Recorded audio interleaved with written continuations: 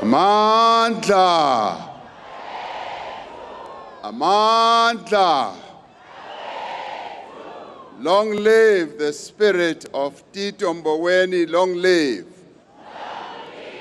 Long live the undying spirit of Tito Mboweni, long live. Amandla. Ayithameni hansi.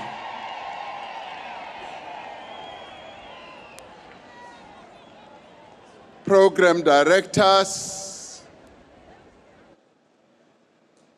the Mboweni family, his 3 sons,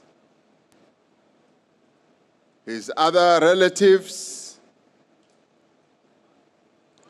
as well as a young Mboweni member who I just gained as a friend. As I came in, a young, good-looking young man of 8 years old, decided that he would like to sit next to me. And his name is Fifi Mboweni. Tito Mboweni is one of his grandsons. And he also asked whether, in my eulogy, whether I would mention his name. Fifi, I've now fulfilled my promise to you by mentioning your name, so everybody knows that you exist.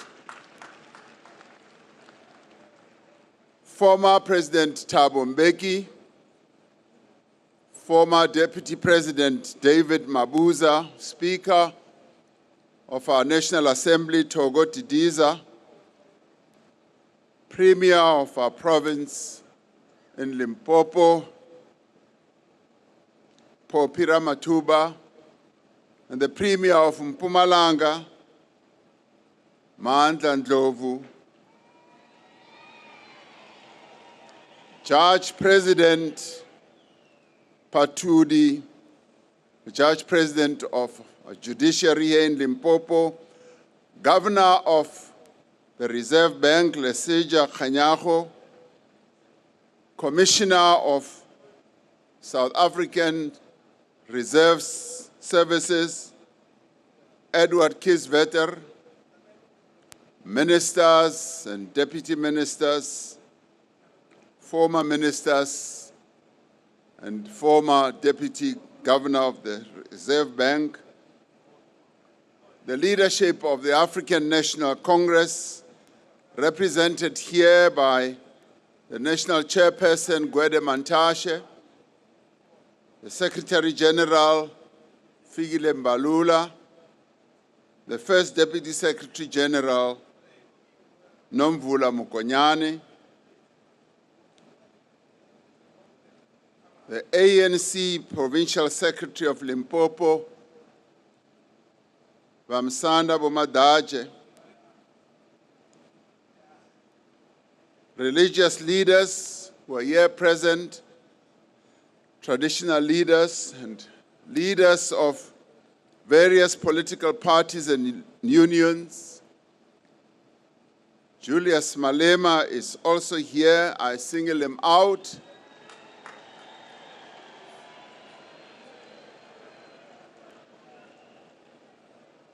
And bulabula hiye na hiku iwabumune la ya parliament uze abulabula swakahle nyana imina nkarukwa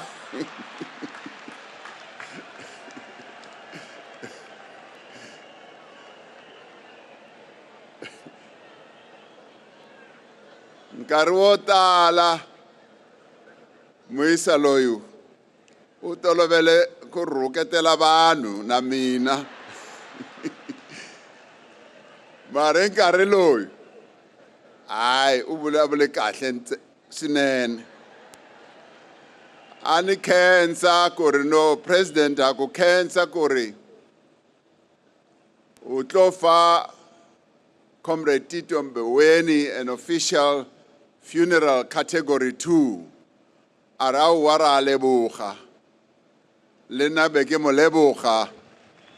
Sello malema. The leadership of the Alliance who are here present and the democratic movement, members of the business community, comrades and friends. We are all gathered here to bid farewell to one of the most illustrious sons of our motherland, South Africa. Our hearts are heavy because of this great loss that we have all suffered. But we are also here to celebrate a life well led, a life that is replete with many lessons that we can learn a lot from. On behalf of the government of the Republic of South Africa and the people of our country, I convey my deepest sympathies and condolences to the family of Tito Titus Mboweni on the loss of their father, their brother, and their uncle, and their grandfather. I convey my sympathies to the leadership and the membership of the African National Congress, a movement that Tito served with integrity in exile during the journey to democracy and beyond. We have lost a respected leader, a friend, a comrade, a teacher, a mentor, and a compatriot. He was known by many names to many different people. Some knew him as Comrade Tito, Uncle Tito, Bra Tito, Governor 8, an erstwhile national breadwinner, unpaid impresario for the Lucky Star brand, the Tin Fish, and also more respectably as the Duke of Makhubasklu. He was larger than life because he led such a big life and touched the lives of so many people. Tito Mboweni fraternized with heads of states and government, such as presidents and prime minister. He was on first-name terms with central bankers from all over the world. He was respected by leading economists, titans of business, labor leaders, and ordinary people in our country.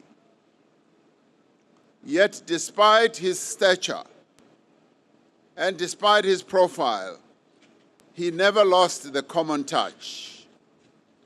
He had a gift to connect with people. He understood people, and he had a way to make people feel special and make them have a sense that they mattered. Governor 8 could relate to people from all walks of life. He was an empathetic man. He valued character over pedigree, and he was not a cynical person. He looked for the good in each person and usually found it. But at the same time, he was a person who did not suffer fools lightly or easily. Tito taught us that public service is noble and necessary, that one can serve the people of his country with integrity and hold true the important values like faith and family. He strongly believed that it was important to give back to the community and the country in which one lived. He recognized that serving others enriched the servant's soul. To me, he was the shining star that shined brightest in a maze of a dark period in the life of our country, a dark period we called state capture. He had already left public service when I knocked on his door asking him to return to public service as a Minister of Finance. I just said to him, Comrade Tito, your country needs you to do another tour of service. He agonized about giving up the material value he was building for himself and his family, but after a while, he came through for the people of South Africa and agreed to serve as Minister of Finance. That showed me that we were dealing here with a true patriot. Memory and truth are great virtues. The memories that people have shared of Comrade Tito over the last few days tell us much about his personality and the relationships that he formed with them. Some of the finest tributes have come from our nation's journalists. We hear of a senior minister who was always accessible, who pored over every detail in their stories, and who challenged and sparred with them. We remember how he would dramatically bring a potted alu forex plant to his budget speeches to illustrate his approach to fiscal discipline as he was delivering his budget. Through the alu forex plant, he sought to illustrate that, like our country, this plant survives and thrives when times are tough. We continue to admire how he always sought to demystify matters of the economy for our citizens. He insisted that government must communicate with the people and on how the economy decisions that we take impact their lives. We will remember his aversion to a flashy lifestyle. Tito Mboweni wasn't just incorruptible. He wasn't just an avowed enemy of corruption throughout his life in public office. In time, we will look back at those social media posts of Tito defending his infamous brown shoes that had seen better days before. I remember being photographed with him at my house as he was wearing those brown shoes. I was also wearing almost similar brown shoes. When the wave of criticism descended on his shoes, I immediately packed my shoes away so that I should retire them. I will look at them fondly and remember Tito Mboweni. We may then read what was perhaps the deeper meaning intended in all this, that when you hold public office, when you are entrusted with leadership, you must be of the people, not standing above them, not looking down on them. For Tito, when you hold public office, perceptions matter. Tito's enduring self-deprecation, availability, and humility belied an illustrious career. His remarkable life spans the history of our democratic journey. He was an activist in the struggle against apartheid.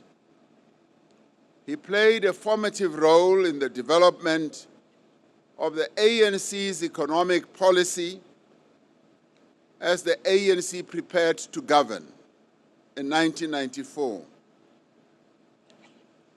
As the first Minister of Labour, appointed by the father of our democracy, Nelson Mandela, he oversaw the construction of a new labour regime in our country that would reflect the values of our democratic constitution.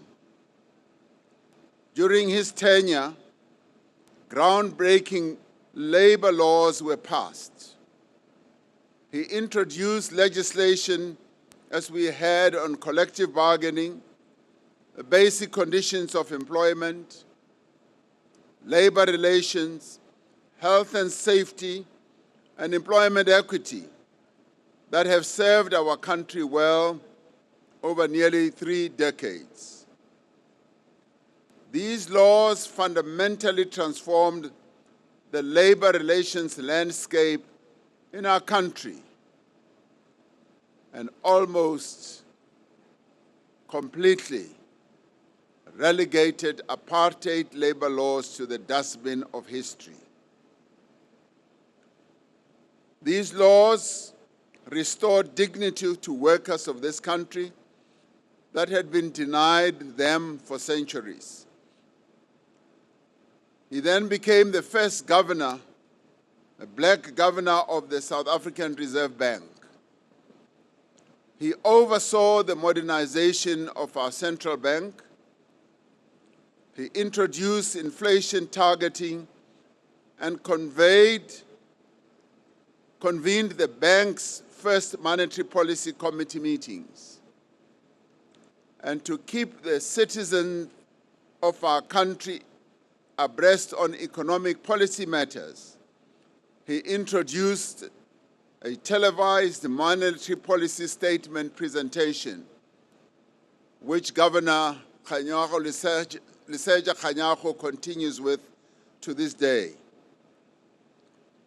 Later on, as Minister of Finance, he undertook one of the most difficult of roles. It requires someone of mettle, of real courage. It requires an ability to take difficult decisions and to withstand extreme pressures.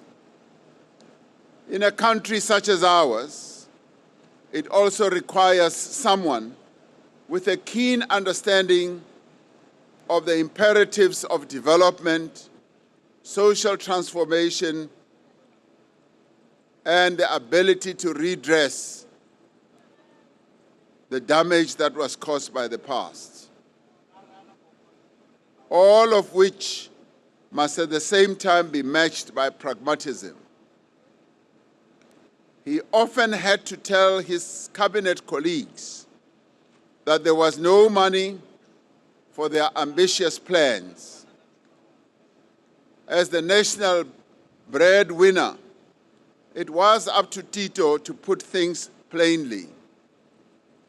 As a country, we are better off for Tito Mboweni's steadfastness and resilience as Minister of Finance. He championed economic transformation just as he championed fiscal discipline and evidence-based policy making. Through his leadership, the National Treasury steered our economic difficult path through an extremely difficult period. He became finance minister when the country was emerging from the era of state capture and as the country had to confront a devastating global pandemic. With him at the helm, the National Treasury set itself on a collaborative course with the rest of government to restore policy and regulatory certainty. This would culminate in the establishment of Operation Vulindlela, a joint initiative of the Presidency and National Treasury to speed up the structural reform process that our country so needed, particularly following the years of state capture. Since it was established, the reforms driven through Operation Vulindlela have made considerable headway towards resolving many challenges in our economy. What many will remember, but perhaps others do not know, is that Tito was instrumental in developing the strategy underpinning the reforms we needed to embark upon in our network industries. His initiatives and insights continue to have a very real and material impact on our economy, as well as the lives of ordinary South Africans. It is gratifying that Tito got to see the impact of the hard work that he put in during his lifetime. But I would argue that he left us a bit too early before the reforms that we have embarked upon gain full traction and lead to a growth in our economy, inclusive growth, that is, that should create more jobs, reduce poverty, and eliminate inequality. He got to see how the lives and conditions of workers were improved. He was able to see how safeguarding the independence and the mandate of the South African Reserve Bank works. And he was also able to see how reinforcing good and prudent transformational fiscal policy can be of benefit to our country. On initiating far-reaching structural reforms, the Bureau of Economic Research, which Tito often collaborated with, in Stellenbosch University, has said it is difficult to think of any other economic policymaker who has left such an enduring legacy. Tito Mboweni was particularly popular with the younger generation, and we had two of them speaking here on this platform. Who but Uncle Tito could have a chart-topping rap song titled with his name? Who but the Duke of Makgoba could share tips with 1.5 million followers on the best curry powder to cook a chicken with or fish with and impart economic education at the same time? Botala abahleketa kuri Tito Mboweni loko akomba vanhu kuri Lucky Star ingaswekwa kanjani, abahleketa kuri wa penga. Mara a dyondza vanhu vo tala kuri economy ifamba njhani. Our younger generation, many of his social media followers, have a delightful phrase, understanding the assignment. Loosely deciphered, it means knowing what must be done and doing it well. Comrade Tito and I shared a deep passion which many people may not know about, for trout fly fishing, and would spend a considerable amount of time talking about the skill of casting a line on the water to catch a brown trout, and compare that to prudent macroeconomic policy management. I'm glad to hear from his sons that he has also taught them how to fly fish. But I kept fearing that on budget day, he would bring a dead trout fish to the National Assembly and talk about it. I'm glad that he never did. To the Mboweni family, you are all having to deal with the raw heartache from his death. But we want you to know that we are all feeling the pain together with you. Tito's departure has left a void in our hearts. We know that your grief of loss is so overwhelming, but I cannot refrain from offering you the consolation that our nation gives when it expresses gratitude in the manner that many of us have expressed our gratitude to what Tito meant to the people of South Africa as he served them diligently. And I do hope that the recognition of the people of South Africa who knew him may assuage the anguish of your bereavement and leave you the memory of the appreciation many who knew him have spoken about, and the solemn pride that must be yours as a family that gave birth and nurtured such an outstanding son of our country.